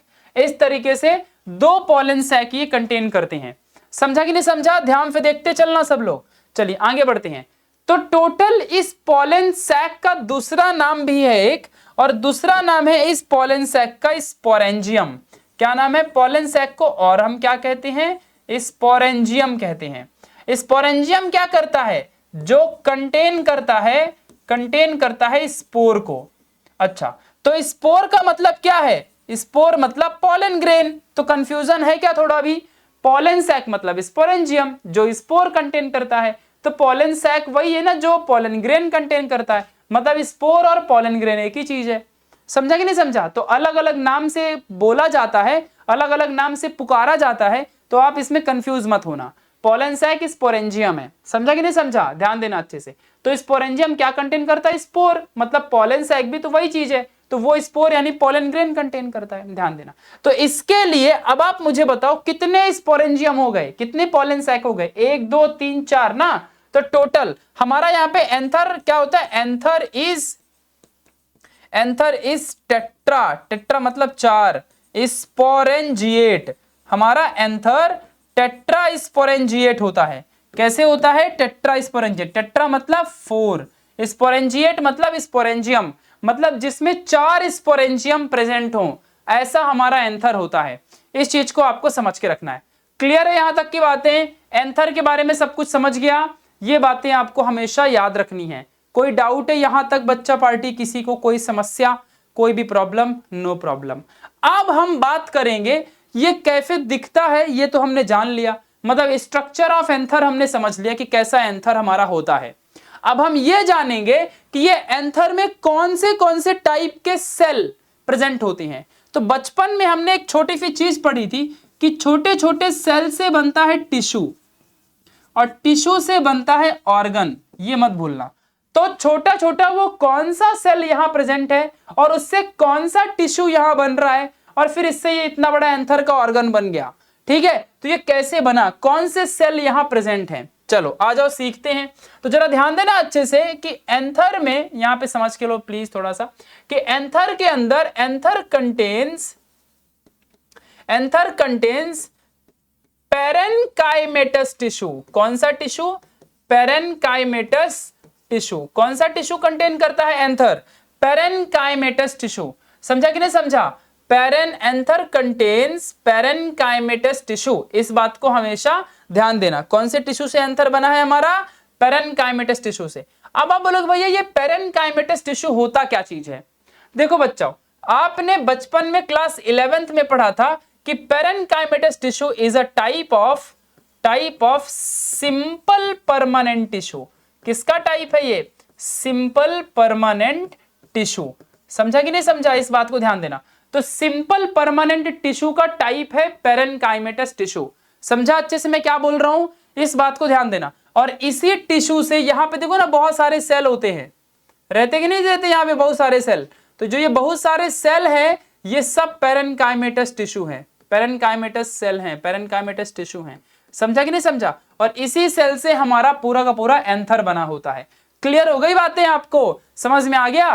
तो पेरेन्काइमेटस टिश्यू कौन से टाइप का सेल है, मतलब कौन से टिश्यू का टाइप है, सिंपल परमानेंट टिश्यू का। अब बोलोगे भैया सिर्फ पेरेन्काइमेटस टिश्यू ही होता है क्या, और भी टाइप के टिश्यू होते हैं क्या। हाँ होते हैं, प्लांट टिश्यू बहुत सारे टाइप के होते हैं। आ जाओ मैं तुमको सिखा देता हूं, यहाँ पे एक्स्ट्रा इंफॉर्मेशन है ये। तो प्लांट टिश्यू बहुत सारे टाइप के होते हैं। तो प्लांट टिश्यू में सबसे इंपॉर्टेंट दो टाइप है। पहला है हमारा मेरिस्टेमेटिक टिश्यू, एक्स्ट्रा इंफॉर्मेशन दे रहा हूं, मेरिस्टेमेटिक टिश्यू। और दूसरा है हमारा परमानेंट टिश्यू, परमानेंट टिश्यू। ठीक है, ध्यान दो अच्छे, सभी लोग समझ के ले लो। तो मेरिस्टेमेटिक टिश्यू के अंदर बहुत सारे अलग अलग टाइप के टिश्यू आते हैं, जैसे कि अपाइकल मेरिस्टेम, फिर और आता है इंटरकैलरी मेरिस्टेम, फिर आता है लैटरल मेरिस्टेम। ये सब प्लांट टिश्यू के अंदर हमने सीखा था फ्यूचर में, बचपन में। और परमानेंट टिश्यू में दो टाइप के टिश्यूज आते हैं। तो सबसे पहले आता है simple permanent tissue, simple permanent tissue जो प्लांट के अलग अलग जगह में प्रेजेंट होता है। और दूसरा आता है कॉम्प्लेक्स परमानेंट टिश्यू। अब आपको पूरा समझ में आ गया होगा कि कौन सा पेरेन्काइमेटस टिश्यू वहां प्रेजेंट है। कॉम्प्लेक्स, सोचो कितनी ज्यादा चीजें होती है ना बायोलॉजी में, सोचो बताने वाला चाहिए, तो इन चीजों को आपको समझना है। तो सिंपल परमानेंट टिश्यू के अंदर तीन टाइप होते हैं। पहला होता है पेरेन्काइमेटस टिश्यू, पहला होता है पेरेन्काइमा, दूसरा होता है कोलेनकाइमा, और लास्ट में एक और है जिसका नाम है स्क्लेरेनकाइमा। समझा कि नहीं समझा, इस बात को ध्यान देना। उसमें भी ना बच्चों पेरेन्काइमा में दो और टाइप होते हैं, दो और टाइप कौन से, क्लोरेनकाइमा, और एक होता है हमारा आरेनकाइमा। इस बात को ध्यान देना। कॉम्प्लेक्स परमानेंट टिश्यू में बनाते हैं वेस्कुलर बंडल, और इसके अंदर आते हैं दो चीजें, एक होता है जाइलम और एक होता है फ्लोएम। इस बात को ध्यान देना। तो इस तरीके से हमारे प्लांट के टिश्यू होते हैं, देख लो। तो ये टिश्यू प्रेजेंट है हमारे एंथर के अंदर। तो parenchymatous tissue is present inside the anther wall, anther epidermal wall, anther के अंदर ये पेरेन्काइमेटस टिश्यू प्रेजेंट है। ये पेरेन्काइमेटस टिश्यू दो टाइप की होती है, क्लोरेनकाइमा, एक अरेनकाइमा। ये और आगे फिर पढ़ोगे, समझा अच्छे से। तो ये चीज है, इसके ऊपर मैंने एक ये डायग्राम भी बना लाई, आप इसको भी देख सकते हो। तो प्लांट टिश्यू में परमानेंट टिश्यू और मेरिस्टेमेटिक टिश्यू। परमानेंट में simple permanent, complex permanent. Simple permanent में पेरेन्काइमा, कोलेनकाइमा, स्क्लेरेनकाइमा। पेरेन्काइमा के अंदर और दो होते हैं, वो नहीं दिखाया इधर। कॉम्प्लेक्स परमानेंट टिश्यू में जाइलम, फ्लोएम। तो जाइलम में tracheid cell, vessels, xylem parenchyma, स्क्लेम मतलब xylem fibres of sieve cell, phloem parenchyma, बहुत सारी चीजें हैं। यहाँ पे अपाइकल, इंटरकैलरी, लेटरल, ये सब होते हैं। अगर आप सबको चाहिए कि इनके बारे में भी एक्स्ट्रा इंफॉर्मेशन दो तो वो भी मैं लेके आया हूं। जैसे कि पहले हम सिंपल परमानेंट की बात करते हैं, नहीं सबसे पहले हम मेरिस्टेम की बात करते हैं, मेरिस्टेमेटिक की। देखो तो मेरिस्टेमेटिक में अपाइकल सबसे ऊपर, इंटरकैलरी बीच में, लेटरल सबसे नीचे, इनका फंक्शन पढ़ लेना, ठीक है। ये आपको पीडीएफ में सैंपल में डाल दूंगा, ठीक है, ध्यान देना, मतलब सैंपल आंसर्स टेलीग्राम में, टेलीग्राम की लिंक डिस्क्रिप्शन बॉक्स में है। फिर सिंपल परमानेंट टिश्यू में देखो यहाँ पे तो पेरेन्काइमा है, कोलेनकाइमा, स्क्लेरेन्काइमा। पेरेन्काइमा देखो कहां प्रेजेंट होता है, फ्लावर में प्रेजेंट होता है। पेरेन्काइमा फ्लावर में प्रेजेंट है, सीड में प्रेजेंट है, लीफ में प्रेजेंट है। कोलेनकाइमा ब्रांचेस, पेटियोल में, लीफ में प्रेजेंट है।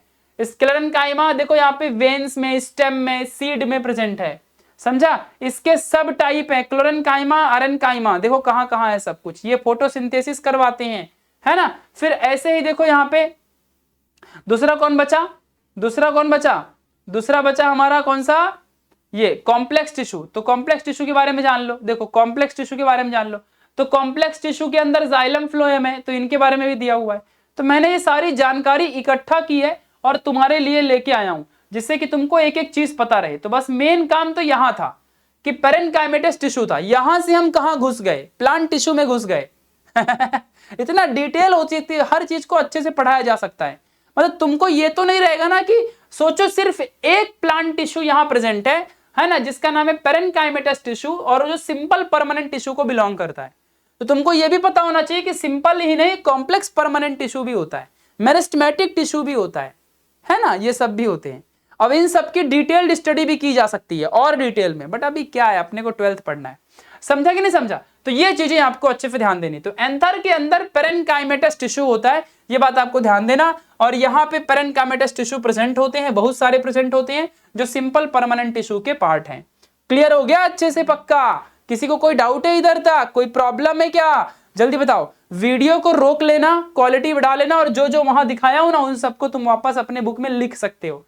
जब तुम कॉलेज में जाओगे ना और वो सब पढ़ा हुआ लिखा हुआ रहेगा ना, भाई टीचर भी पागल हो जाएगा, और जब पूरे क्लास के बच्चे रहेंगे ना, आंसर दोगे ना तुम, वो भी पागल हो जाएंगे। कि कोई भी सिर्फ बताएगा पेरेन्काइमेटस टिश्यू, तो पूछ लो कि ये किसका पार्ट है, कौन सा टाइप है, तो बताएगा सिंपल परमानेंट टिश्यू। तो बोलने का चल कॉम्प्लेक्स भी होता है क्या, उसके टाइप बता। है ना, सिंपल परमानेंट टिश्यू के और 2 टाइप बता, कौन से। तो तुम पेरेन्काइमा तो बता दोगे, स्क्लेरेन्काइमा, कोलेनकाइमा कौन बताएगा, तो वो सब भी बता सकते हो, तुम्हारे पास नॉलेज है, क्योंकि तुमने पढ़ा है न्यू इंडियन एरा से, NI आर्मी हो तुम, ठीक है। तो एंड्रोसियम के बारे में समझ गया अच्छे से, ठीक है, क्लियर है सब, ओके। तो हमने इस पूरे इस बुक में अभी यहाँ पे इसमें क्या सीखा, हमने यहाँ पे एक छोटी सी लाइन ये सीखी है, स्ट्रक्चर ऑफ एंथर, ये टॉपिक हमारा खत्म हुआ। स्ट्रक्चर ऑफ एंथर, ये टॉपिक हमारा खत्म हो गया। क्लियर है, ध्यान देना, यही टॉपिक की हमने अभी पढ़ाई की है। तो स्ट्रक्चर ऑफ एंथर मैंने यहाँ पे तुमको बताया है। क्लियर हो गया बच्चा पार्टी। चलिए अब हम थोड़ा सा कुछ एक्स्ट्रा डिटेल्ड इंफॉर्मेशन के बारे में और जानेंगे, ठीक है, कुछ एक्स्ट्रा डिटेल्ड इंफॉर्मेशन, पक्का। चलो समझना शुरू करें, आगे बढ़े हम लोग, पक्का। चलो ध्यान देना अच्छे से। तो क्या होता है यार, ये सारी चीजें समझना कि जो ये एंथर होता है, अब प्लीज ध्यान दो अच्छे से, जो मैं बताने जा रहा हूं आपको प्लीज फोकस करना। ये मैंने साइड में लिख दिया है, आप लोग को बाद में मिल जाएगा, जरा ध्यान दो अच्छे से। तो ये जो हमारा पूरा एंथर का स्ट्रक्चर है, तो जरा यहां पे ध्यान देना अच्छे से कि जब हमारा एन इमेच्योर एंथर, जब हमारा एंथर इमेच्योर होता है, ध्यान देना, एन इमेच्योर एंथर, जो इमेच्योर एंथर है वो कंटेन क्या करता है, इमेच्योर एंथर कंटेन्स, देखो ये जो हमारा पेरेन्काइमेटस टिश्यू प्रेजेंट है ना, ये इमेच्योर एंथर में होता है। तो immature anther contains parenchymatous tissue, parenchymatous tissue, इस बात को ध्यान देना अच्छे से। तो क्या होता है यहां पे, जरा थोड़ा समझ के रखना अच्छे से, कि यहां पे हमारा पूरा का पूरा इमेच्योर एंथर है मान लो, और यहां पे पूरे के पूरे पेरेन्काइमेटस टिश्यू प्रेजेंट है, ठीक है। चलो अभी ये टिश्यू में कोई लेयर है क्या, कैसे भी किधर भी ये हमारे, कैसे भी यहाँ पे देखो, कैसे भी यहाँ पे ऐसे बना हुआ, कैसे भी सेल बैठे हुए हैं, कैसे भी है, इनमें कोई लेयरिंग नहीं, कुछ नहीं, कैसे भी नहीं, समझा कि नहीं समझा, अभी कैसे भी है। तो नाउ अब क्या होगा यहाँ पे, जरा ध्यान देना अच्छे से। तो यहाँ पे होता क्या है, इमेच्योर एंथर के अंदर देयर इज देयर इज हेटेरोजेनिसिटी, हेटेरोजेनेसिटी होती है। हेटेरोजेनिसिटी का मतलब होता है डिफरेंशिएशन, डिफरेंशिएशन होता है। क्या होता है? डिफरेंशिएशन होता है। समझ में आ रहा है कि नहीं समझ में आ रहा है? अभी उस पूरे एरिया में कैसे भी पेरेन्काइमेटस टिश्यू प्रेजेंट थे, इमेच्योर है, कैसे भी प्रेजेंट है ना, अभी तो कैसे भी सेल रखा हुआ है। अब उसका क्या होगा? डिफरेंशिएशन होगा। अब लेयर बनेगी, अलग अलग लेयर बनाएंगे तो डिफरेंशिएशन होगा। तो डिफरेंशिएशन में क्या होता है कि जो भी उसके अंदर हाइपोडर्मल सेल है, हाइपोडर्मल सेल का मतलब क्या होता है? हाइपोडर्मल सेल का मतलब नीचे वाला सेल। पहले लिख देता हूं फिर समझाता हूं। देखो तो यहां पे जरा ध्यान देना अच्छे से, जो भी इसमें हाइपोडर्मल सेल होता है, हाइपोडर्मल सेल, डर्मल मतलब लेयर और हाइपो मतलब बिलो, जो नीचे के लेयर के सेल हैं। जरा ध्यान देना अच्छे से, मैं आपको अच्छे से समझाता हूं, यहां पे समझ के लो। देखो यहां पे बहुत सारे सेल प्रेजेंट हैं, तो ये अगर मैं सबसे ऊपर के सेल की बात करूं तो ये एपिडर्मल सेल हो गया, और हाइपोडर्मल मतलब सबसे नीचे। अब बहुत सारे सेल प्रेजेंट हैं, तो जब बीच में जो दबा हुआ सेल है बीच वाला, वो हाइपोडर्मल है, और ऊपर वाला एपिडर्मल, एपी मतलब ऊपर होता है, हाइपो मतलब नीचे होता है, ये लिख लो, ठीक है। तो हाइपोडर्मल सेल जो होता है ये डिफरेंशिएट होना शुरू हो जाता है। ये क्या हो जाता है? ये डिफरेंशिएट होना शुरू हो जाता है। तो आफ्टर डिफरेंशिएशन, जब ये डिफरेंशिएट होना शुरू होगा, जब ये डिफरेंशिएट होना शुरू होगा तो इससे हमें क्या प्रोड्यूस होगा? We will get archesporial cell. हमें क्या मिलेगा? आर्चेस्पोरियल सेल मिलेगा। क्या मिलेगा हमें? आर्चेस्पोरियल सेल मिलेगा। मतलब समझ में आ रहा है मैं क्या कह रहा हूं? समझा अच्छे से? देखो मैं ओरली बोलूंगा और आपको पूरा समझ के लेना है। देखो एंथर ऐसा है, एंथर डायथिकस है, उसमें 2 लोब होते हैं। ध्यान से सुनो, हाँ अच्छे से ध्यान से सुनो। एंथर डायथिकस, उसमें 2 लोब होते हैं।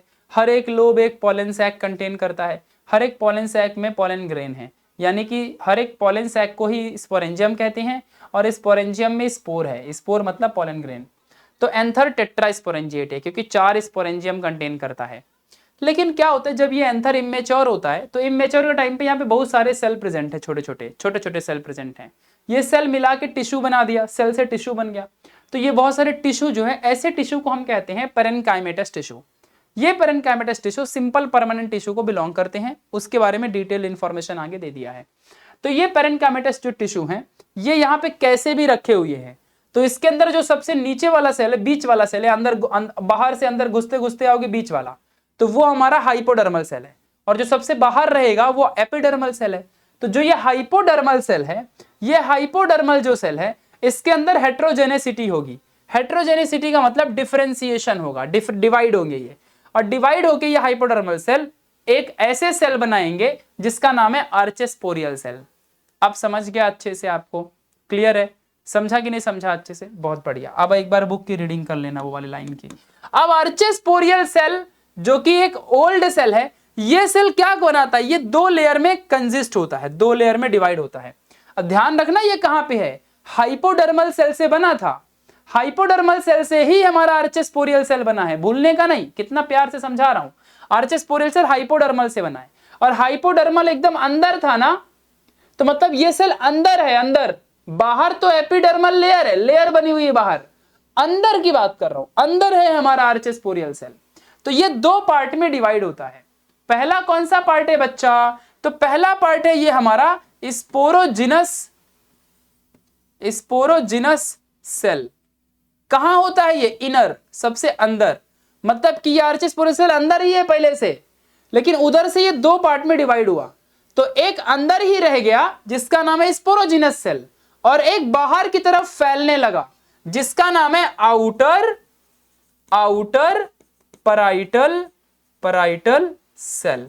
समझा कि नहीं समझा? इस तरीके से हमारे यहां पे ये आर्चेस्पोरियल सेल 2 पार्ट में डिवाइड हुआ। अब तुम इस चीज को पढ़ो टीएस ऑफ एंथर वाले टॉपिक में। टीएस ऑफ एंथर की स्टार्टिंग की 2-4 लाइन पढ़ोगे तो यही चीज लिखी हुई मिलेगी आपको कि archesporial cell is divided into inner sporogenous cell, outer parietal cell. समझा कि नहीं समझा? आउटर प्राइमरी पैराइटल सेल लिखा होगा, कोई फर्क नहीं पड़ता। मतलब कि समझने का मतलब यह है कि अंदर जो हमारा यहाँ पे हाइपोडर्मल सेल था ये खुद को डिवाइड किया और खुद को डिवाइड करके आर्चेस्पोरियल सेल बना दिया, ये आर्चेस्पोरियल सेल बना दिया और ये आर्चेस्पोरियल सेल इनर, यहाँ पे इनर बहुत सारे इनर स्पोरोजिनस सेल बनाएंगे और इसके बाहर भी ये इनर हो गया, ये अंदर ही रहेगा और एक बाहर के लिए भी आउटर प्राइमरी पैराइटल सेल भी बनाया जो कि बाहर की लेयर बनाएंगे। समझा कि नहीं समझा? मतलब ये कुछ इस तरह डिवाइड होने जा रहा है, मैं आपको अब दिखाऊंगा। अब मैं क्या इस आर्चेस्पोरियल सेल को अलग पेज में लिख के दिखा दूं? चलो मैं अब इसको अलग पेज में लिख के दिखाऊंगा, ठीक है? जरा ध्यान देना अच्छे से। अब मैं इसको एक अलग पेज में लिख के दिखाता हूं। तो ये तो आपको समझ गया ना, बाद में इसको मैं सेट कर दूंगा। चलो एक काम करता हूं, मैं अभी सेट कर देता हूं। देखो इसको मैं अभी सेट कर देता हूं, पूरा डिटेल आपको बाद में मिल जाएगा। फिर मैं आपको अलग से लिख के दिखाता हूं उस चीज को। कंफ्यूज नहीं होने का, बीच में वो प्लांट टिश्यू के बारे में ना मैंने बीच में जानबूझ के दे दिया है, ठीक? इतनी सारी इन्फॉर्मेशन मैंने दे दी है। तो देखो ना, यहाँ पे मैंने ये बताया था और फिर ये देखो एक्स्ट्रा इन्फॉर्मेशन दी थी, ये और ये सेम ही है, ये और ये सेम ही है। वो मैंने लिखा है, ये यहाँ पे लिखा हुआ है, जिसका पसंद आए पढ़ लो। अब हम यहाँ पे आ गए, ध्यान देना। तो मैं क्या इसको आर्चेस्पोरियल को अलग से लिख देता हूँ, चलो आ जाओ लिख देता हूँ। तो देखो क्या हुआ था, ध्यान से सुनना अच्छे से, ध्यान से, ठीक है? देखो तो इमेच्योर क्या हुआ था, ध्यान दो। इमेच्योर एंथर के अंदर बहुत सारे पेरेन्काइमेटस टिश्यू ऐसे ही प्रेजेंट है। प्रेजेंट है कि नहीं प्रेजेंट है?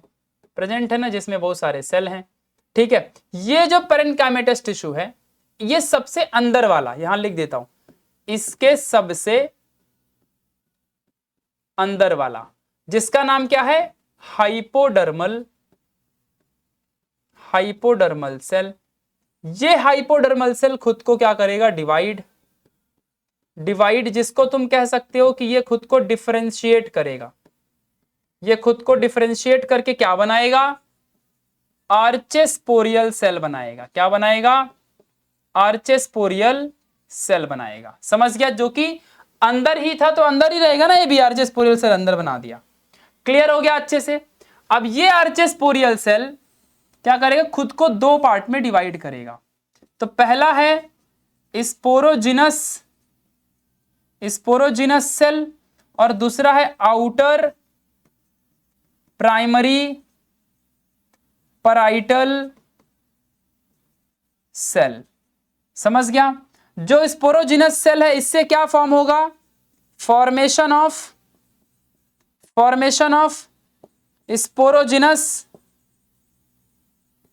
Sporogenous tissue. इसी स्पोरोजिनस टिश्यू को हम माइक्रोस्पोर मदर सेल कहते हैं। क्या कहते हैं?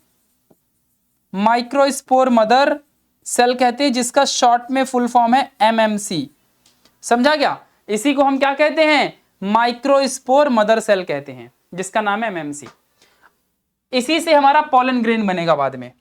इसी से हमारा बाद में क्या बनेगा? Pollen grain. याद रखना, ये सबसे अंदर है, सबसे अंदर वाला है ना, सबसे अंदर वाला है। स्पोरोजिनस सेल इनर है, इनर अंदर है। नहीं क्या हाइपोडर्मल सेल ऑलरेडी अंदर था, उससे आर्चेस्पोरियल सेल बना। अब आर्चेस्पोरियल सेल से दो चीज बनेगी जो कि अंदर ही है, लेकिन ये अंदर ही रहेगा ये वाला, और ये बाहर की तरफ फैलता जाएगा। ये मतलब आप समझो ना, देखो ऐसे बहुत सारे सेल है, मान लो मैं आपको समझाता हूं। ऐसे बहुत सारे सेल हैं, ठीक है? ध्यान दो अच्छे से। ऐसे बहुत सारे सेल हैं, ऐसे बहुत सारे सेल हैं, ठीक है? ध्यान देना अच्छे से। तो जिसमें से ये वाले जो सेल हैं, ये हाइपोडर्मल सेल है। ये हाइपोडर्मल सेल खुद को डिफरेंशिएट किया, तो इससे क्या बना? इससे एक इनर स्पोरोजिनस टिश्यू बना। ये इनर स्पोरोजिनस टिश्यू है, ये पूरा का पूरा। और एक आउटर पैराइटल सेल बना, जो आउटर के लेयर में रहेगा। ये अंदर, ये बाहर की तरफ बढ़ेगा, है ना? बाहर की तरफ बढ़ेगा, बाहर की तरफ बढ़ेगा, आउटर पैराइटल सेल। और एक अंदर ही रहेगा, जिसका नाम है स्पोरोजिनस टिश्यू। इसी से पोलन ग्रेन बनेगा। इसको प्रोटेक्शन चाहिए, न्यूट्रिशन चाहिए, इसलिए बाहर के सेल बन रही हैं। समझा ना? इस बात को ध्यान देना। अब इसको पूरा डिटेल में समझाऊंगा। तो आउटर प्राइमरी पैराइटल सेल जो बना है, अब इसको थोड़ा समझना, सब याद करना पड़ेगा आपको। अब आ जाओ, मैं आपको दिखाता हूं। तो हमारा कुछ इस तरह था ना,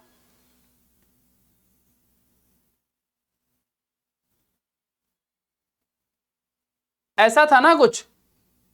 नहीं यार, ऐसा नहीं था।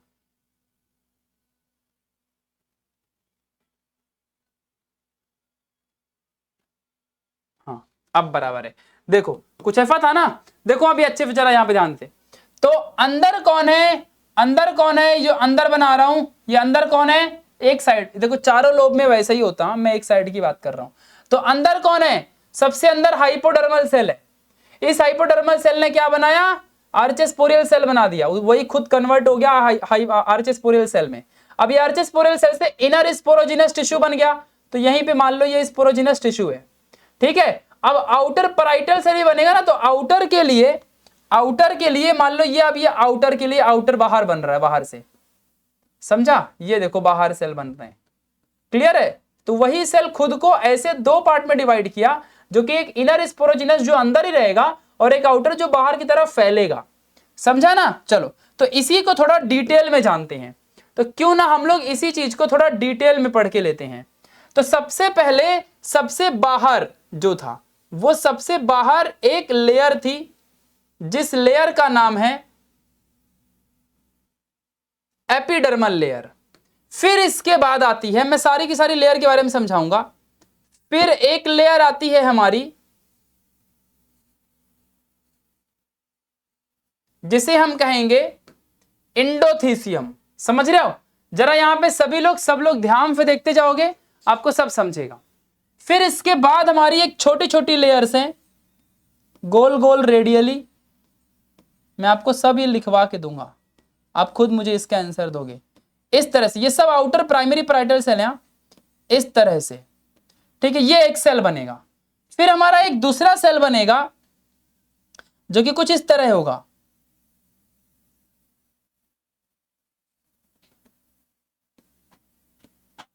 कुछ इस तरह होगा, ट्यूबुलर टाइप का, ठीक है, थिन रहेगा, पतला रहेगा। और इसके अंदर हमारे यहां पे एक सेल कुछ इस तरह से प्रेजेंट होंगे, ये। अब तुम समझ के लो हर एक चीज को, देखो बच्चों ध्यान से देखना अच्छे से।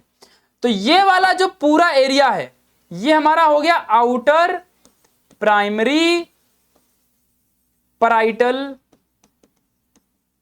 लेयर, और जो ये वाला पूरा पार्ट है, ये हो गया हमारा स्पोरोजिनस इनर स्पोरोजिनस टिश्यू। समझ गया है अब तो समझ गया होगा, अब तो पूरा समझ गया होगा क्या बोल रहा हूं, ध्यान देना। तो अब इस आउटर प्राइमरी पैराइटल में भी ये कौन सा है, ये है सबसे बाहर का, ये जो सबसे बाहर की लेयर है एपिडर्मिस। फिर ये कौन सी है, ये एंडोथीसियम है। ये कौन सी है, ये एंडोथीसियम के बाद मिडल लेयर, मैंने एक बनाना भूल गया आई थिंक, मैं इसको मिडल लेयर बोल देता हूं, चलो ठीक है, अभी समझ लो। ये हमारी मिडल लेयर है, जो सेम ही दिखती है, वैसा कुछ इश्यू नहीं है। और ये है हमारी कौन सी, टेपेटम, टपा टप टपा टप। और ये हमारा कौन है अंदर वाला, इनर स्पोरोजिनस टिश्यू। तो समझा कि नहीं समझा अच्छे से हर एक चीज को। अब चलो इनका पूरा डिस्क्रिप्शन अच्छे से देता हूं, चलो डिस्क्रिप्शन अच्छे से ले लो। तो फटाफट जरा समझते हैं एपिडर्मिस के बारे में।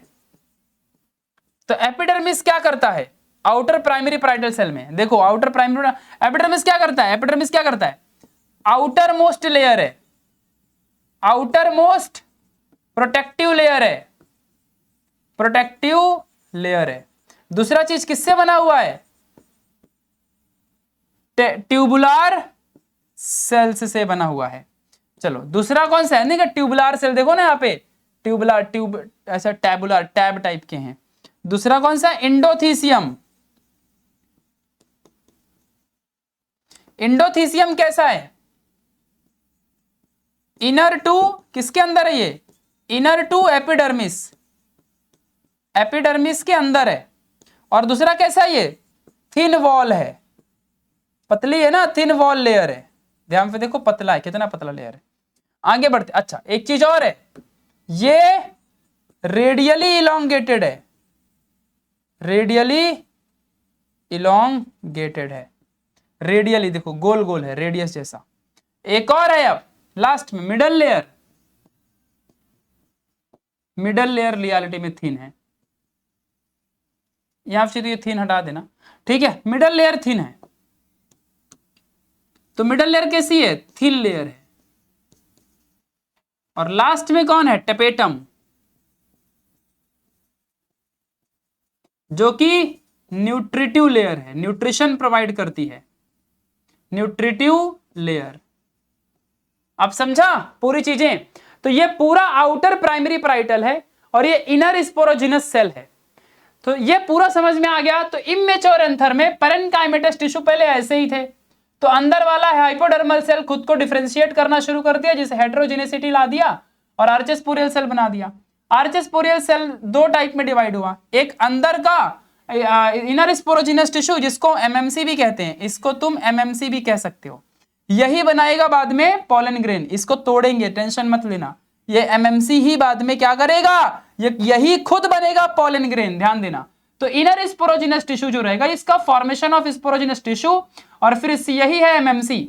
और इसके अब इसको प्रोटेक्शन भी तो देना है, तो इसके बाहर क्या चाहिए, इसके बाहर हमारा यहाँ पे टेपेटम, मिडल लेयर, एंडोथीसियम, फिर यहाँ पे हमारा कौन आया, और हमारा यहाँ पे, अच्छा एक्चुअली मैंने सही ही बनाया है, मैंने यहाँ पे ये जो सही बनाया है, मैं खुद ही इसको अलग अलग कर दिया, ये एक्चुअली मैंने यहाँ पे सही बनाया है, मैंने जानबूझ के उसको ऐसे कर दिया ना। आज मैं इसको अच्छे से लिखवा देता हूँ, ठीक है। देखो तो ये है हमारी एंडोथीसियम, मैं देखो ना, ये है हमारी एंडोथीसियम, समझा। अभी मैंने उसको कर दिया था इसलिए मैंने ऐसे कर दिया, मैंने सही बनाया था, ये देखो। और ये है हमारी मिडल लेयर, अब समझा, अब समझा कि नहीं समझा, तुम लोग बोलते भी नहीं हो, ठीक है। और ये कौन सी हमारी टेपेटम है, तो कोई गलती नहीं है, अब चलो बराबर ये देखो, अब समझा अच्छे से। तो ये अंदर वाला हमारा स्पोरोजिनस, इनर स्पोरोजिनस हो गया, जो आर्चेस्पोरियल सेल से ही बने हैं सब, ये सब आर्चेस्पोरियल सेल से बने। पहले ये कौन थे, पैरेन्काइमेटस टिश्यू थे, फिर हाइपोडर्मल बना, हाइपोडर्मल से आर्चेस्पोरियल बना, और आर्चेस्पोरियल में सबसे पहले अंदर वाला स्पोरोजिनस, और उसके बाहर उसको प्रोटेक्शन देने के लिए अलग अलग आउटर प्राइमरी पैराइटल सेल बन गए। अब ऐसा सब में होता है, पूरे के पूरे में। अब इसका स्ट्रक्चर अगर तुम देखना चाहो, तुम खुद देख लो, यहाँ पे समझ जाओगे। देखो यहाँ पे तुम खुद इसको देखने का समझ, देखो जो बाहर का लेयर है, देखो ये हमारा कौन है, एपिडर्मिस है। फिर देखो अंदर वाला हमारा कौन है, इसके नीचे जो अंदर है, ये हमारा कौन है, अंदर वाला, अंदर वाला हमारा एंडोथीसियम है। फिर मिडल लेयर है, और देखो सबसे अंदर कौन है, सबसे अंदर हमारा स्पोरोजिनस टिश्यू भरा हुआ है, समझा। ये कनेक्टिव वही है जो हमारा फिलामेंट से आया था जुड़ के, ये वही है। तो क्लियर हो गया यहाँ तक की सारी बातें अच्छे से, पक्का किसी को कोई डाउट है क्या? एक एक चीज को मैंने डिटेल में समझा के दिया है आपको, मुझे नहीं लगता कि मैंने आपको कुछ भी छोड़ा है। तो टीएस ऑफ एंथर समाप्त हुआ, है ना। टेट्राइड का मतलब क्या होता है, कुछ बच्चे बोलेंगे टेट्राइड क्या होता है, टेट्राइड 1 2 3 4 टेट्राइड है, ठीक है। तो स्पोरोजिनस टेट्राइड है, 4 स्पोरेंजियम है ना, तो टेट्राइड हो गया, टेट्रा स्पोरेंजियम हो गया, वही टेट्राइड है। क्लियर हो गया अच्छे से। तो टीएस ऑफ एंथर एग्जाम में 3 मार्क्स के लिए बोर्ड एग्जाम में आता है ना। जो मैंने ये समझाया है ये क्या है, ये टॉपिक का नाम यहां पे डाल दो, टीएस ऑफ एंथर। ये टीएस ऑफ एंथर समझा दिया मैंने तुमको, टीएस ऑफ एंथर समझा दिया तुमको। क्या समझा दिया, टीएस ऑफ एंथर।